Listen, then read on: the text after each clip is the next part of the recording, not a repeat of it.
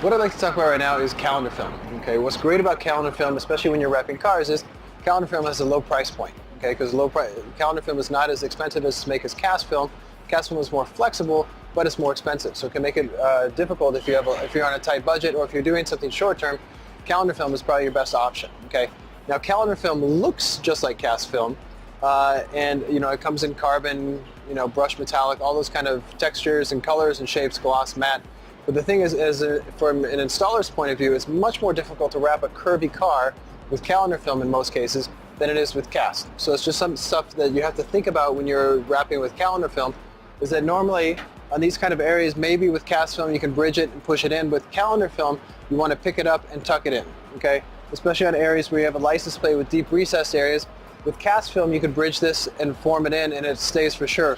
With calendar film, you kind of have to use different techniques to make sure it stays in those areas. You can still wrap them, but you just have to approach it different. It takes a little more time to wrap with calendar film than cast film because of technique, especially when you wrap around curves and stuff like that.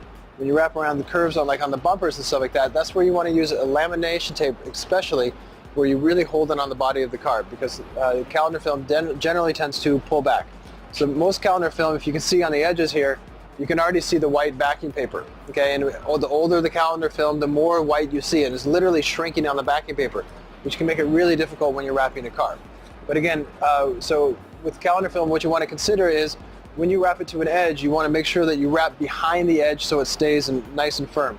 When you wrap it to recessed areas, you want to use the leaching technique, which is on the Wrap Institute. So definitely go check out that video, because you want to shift as much material into a recessed area, especially on areas like this on the back bumper or around lights, okay? But what's nice about calendar film, again, is the price point, okay?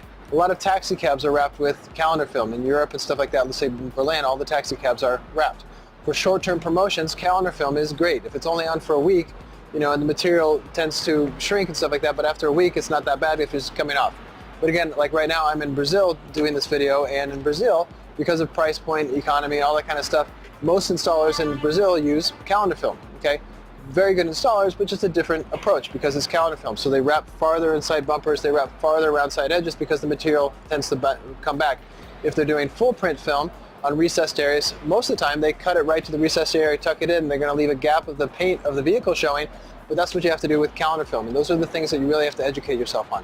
But again, calendar film, great price point. You can definitely wrap cars with it, just a different approach.